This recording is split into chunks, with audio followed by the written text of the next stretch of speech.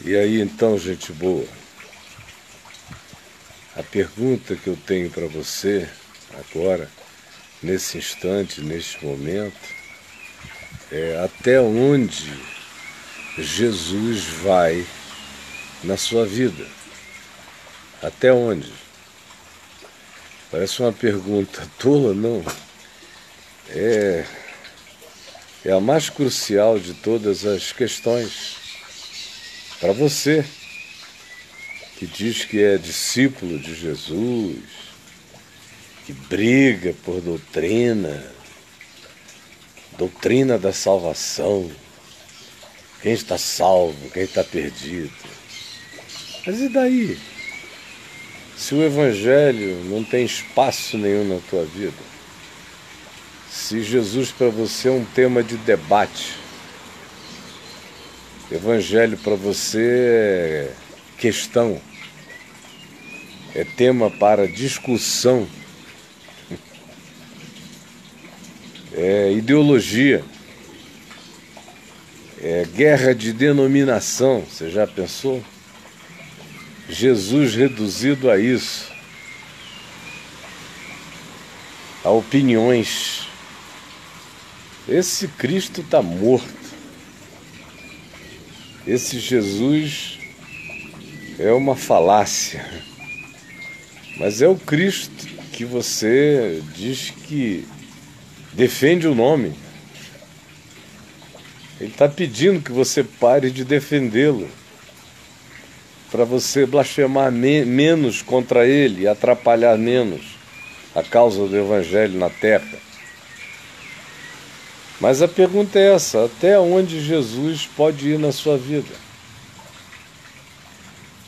A cabeça de alguns ficou tão estratificada, tão mumificada, tão embalsamada para a mumificação, que Jesus é apenas uma categoria da religião. E é alguém que faz parte de uma das categorias da religião. Não é a única. Ele faz parte do panteão. No panteão ele é uma espécie de Zeus. Zeus generoso, Deus Zeus bonzinho, Zeus não destrutivo em relação aos seus irmãos, um Zeus legal. É até aí que ele vai.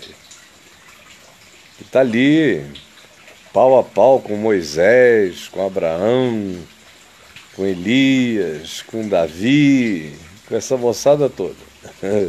Está lá Jesus. Hoje em dia também, em alguns grupos, ele tem que pedir permissão a Paulo para falar. Jesus. Patético. Até onde Jesus pode ir na sua vida, rapaz? É que a maioria de nós pensa em Jesus como uma categoria estanque. Quando se fala de Jesus, tem que se falar com começo, meio e fim. Jesus não é o sal, o gosto da nossa vida, não é a luz do nosso ser, não. No máximo ele é uma lamparina que a gente acende quando é conveniente e olhe lá. Mas ele não impregna a nossa existência. Prova disso, por exemplo, é a tal da questão política. Um monte de pessoas que se dizem de Jesus, que andam com a Bíblia embaixo do braço, que dizem que creem no Evangelho, mas são capazes de defender as ideias mais contrárias ao ensino de Jesus. Parece que Jesus é para consumo no máximo, para consumo familiar, no caso conjugal, para ajudar a gente na educação dos filhos, é bom, para dar uma regulada no comportamento social, faz bem. E é uma boa cara para a gente fazer de conta que imita, pegando um clichêzinho daqui, outro clichêzinho dali, para nos apresentarmos na sociedade com uma pessoa que tem preocupações mais elevadas, espirituais. Até onde é que Jesus vai na tua vida, rapaz? Porque se eu pegar o que o Evangelho diz, ensina como espírito e vida, e aplicar o que o Evangelho diz a qualquer outro contexto da vida concreta, tem gente que fica louca na mesma hora. Louca, louca, louca. Jesus vem depois de um monte de outras categorias na vida dessas pessoas. Elas são tuas irmãs enquanto você não disser que o candidato político dessas pessoas é totalmente antagônico ao Espírito de Cristo.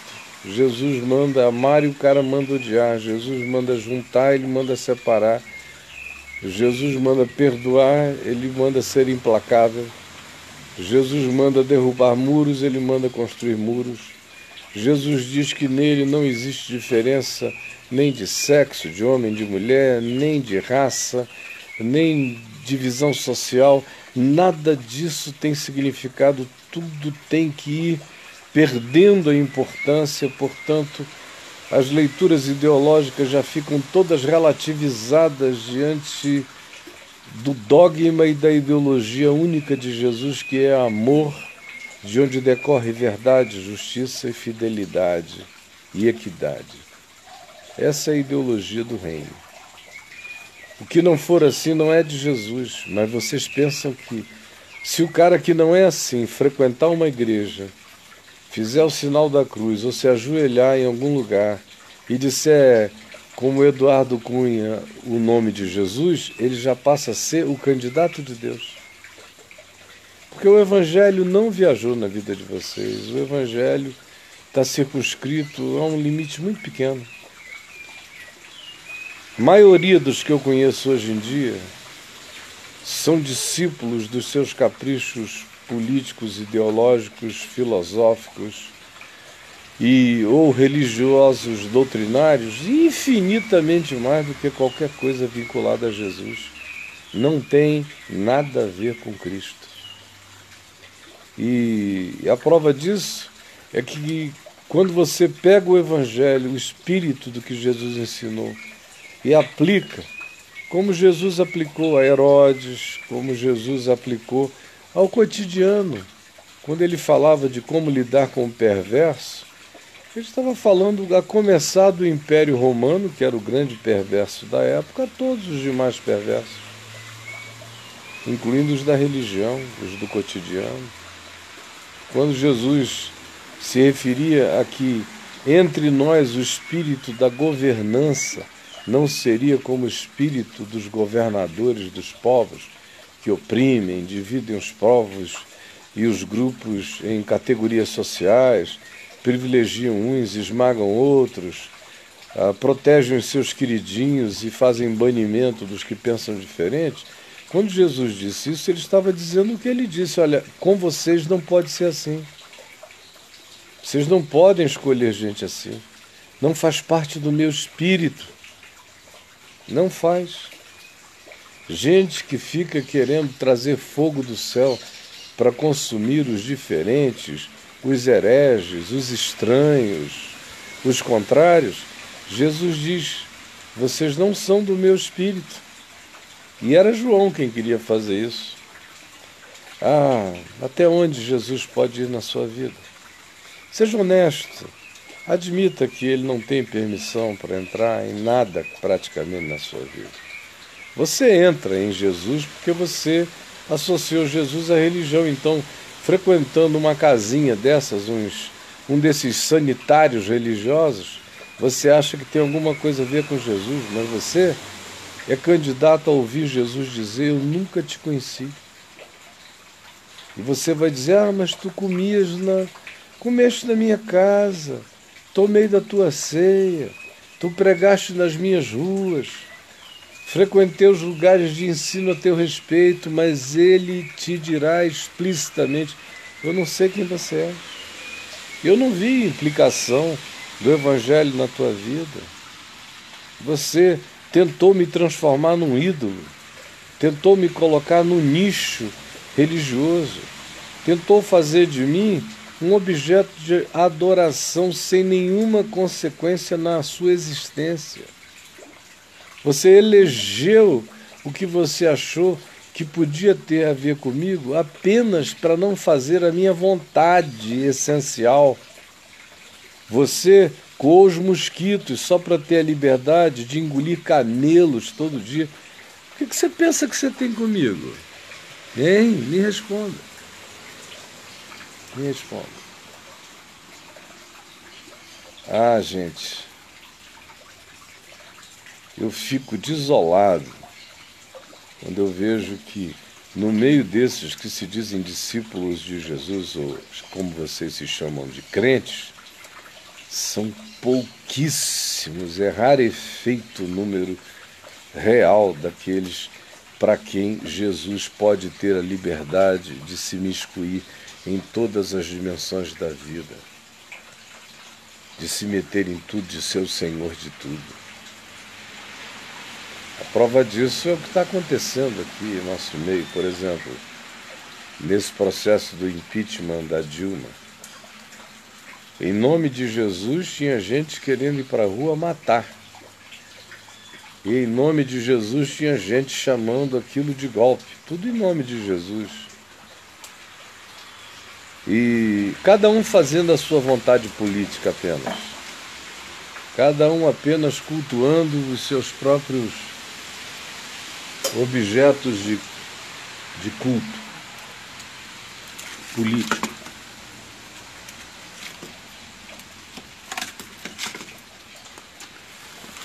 É uma tristeza quando você vê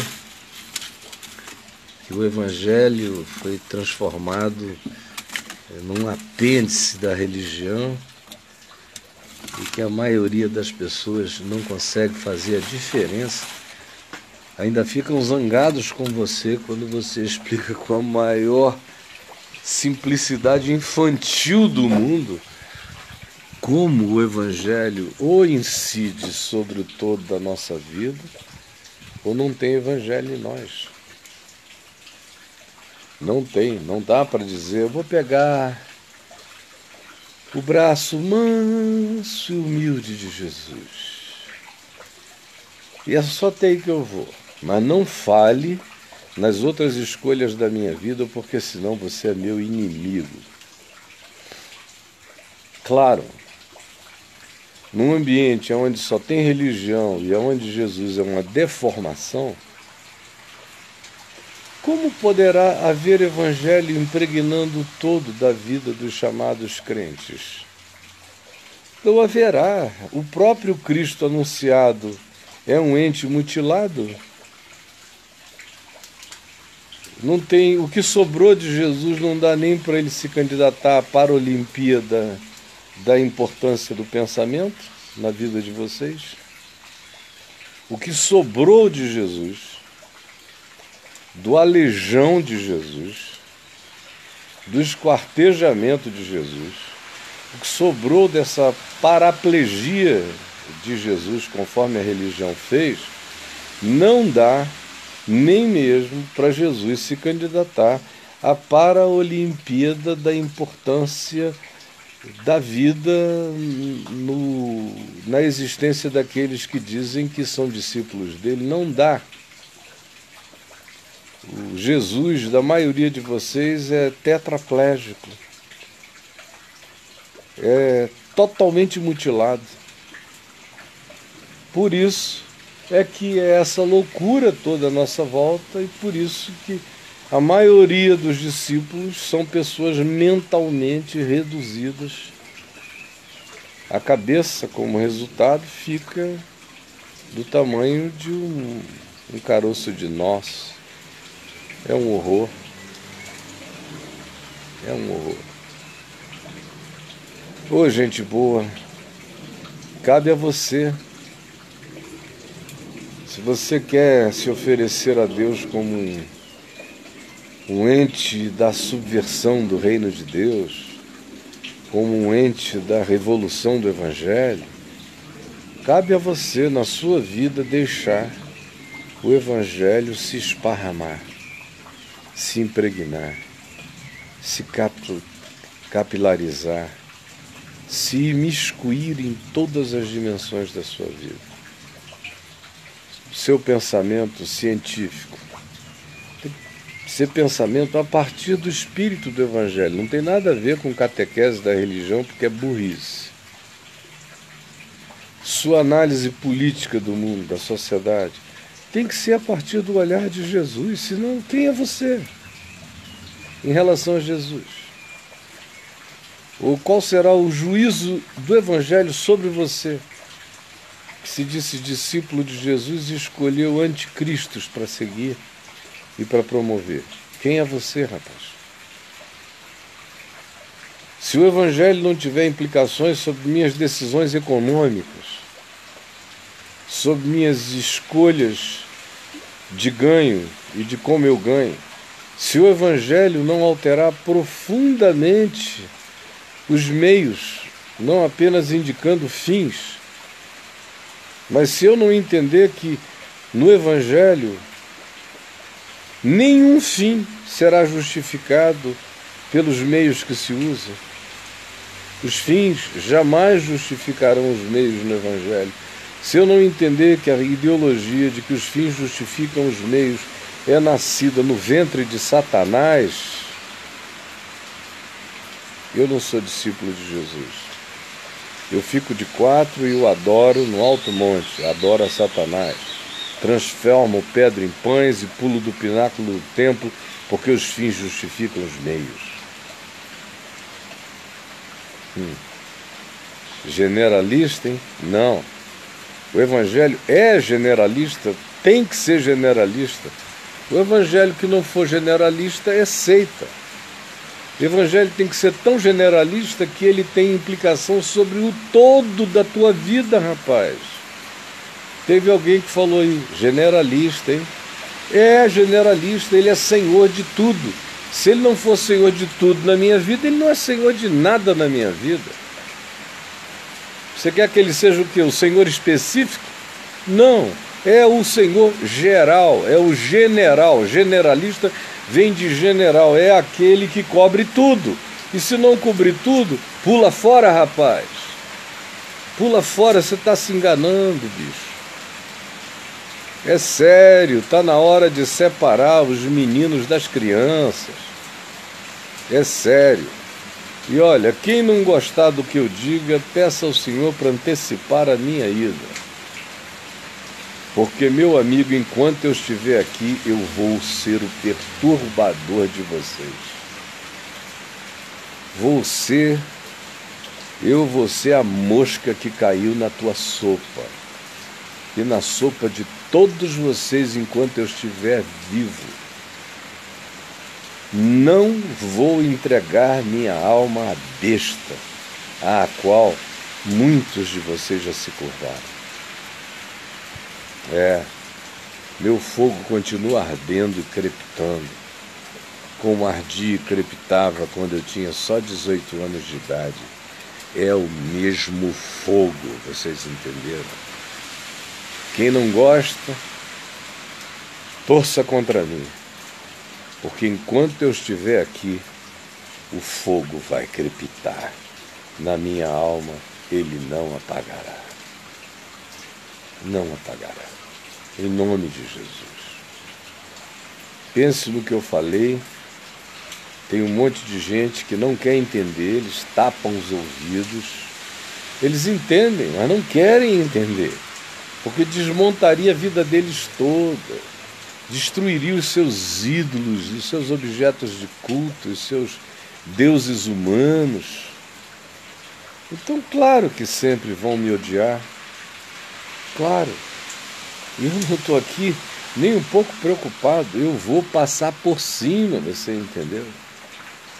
O Senhor me constituiu, dentro do meu coração tem uma convicção brutal. São palavras que edificam e são palavras que derrubam. São palavras que erguem e são palavras que demolem. São palavras que constroem na mesma medida em que são palavras que arrasam. Tudo com base numa mão invisível, que só vai vendo quem vai acompanhando a história e dizendo: ah, ó, vê, uau. Ontem eu estava falando alguma coisa aqui, dizendo para nós orarmos por esses que estão assumindo o poder no mundo inteiro, para que a loucura deles não nos alcance. Aí um tolo aqui, um insensato, disse: orar para quê se Deus não vota? Rapaz, dá vontade de pegar um cara desse, se ele está na tua frente, botar entre as pernas, tirar a calça de um babaca desse, não sei qual é a idade que tem, mas é um menino, é um bobão. Tirar a sandália e dar na bunda, você entendeu? Dar na bunda de um cara desse. Deus não vota? Não. Ele não precisa votar, ele é o Senhor. Sopro dele, e onde é que você foi parar, seu bobo? Uma emboliazinha passando ali, viajando no teu cérebro. Você fica assim para sempre, seu idiota. Tenha temor e tremor, rapaz. E vocês todos, vocês estão brincando com fogo, e não é na lareira da casa, não. Vocês estão querendo incendiar o mundo. Tomem cuidado. E eu ando pedindo a Deus que renove a minha força, porque uma das coisas que mais me cansam na vida é assistir a idiotice sob a presunção de estar praticando a loucura em nome de Deus. Aí isso é arrebentante, quando você tem um mínimo de sensatez no coração. Gente querida, eu vou curtir o meu foguinho. Tá uma coisa tão gostosa aqui, uma chuvinha boa.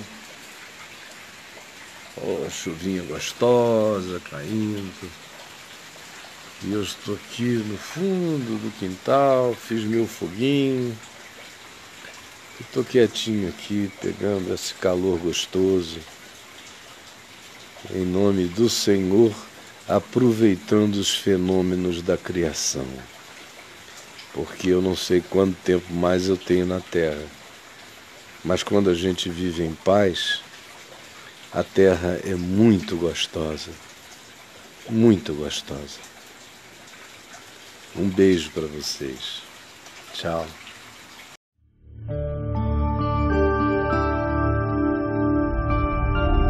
VNVTV, o canal é você.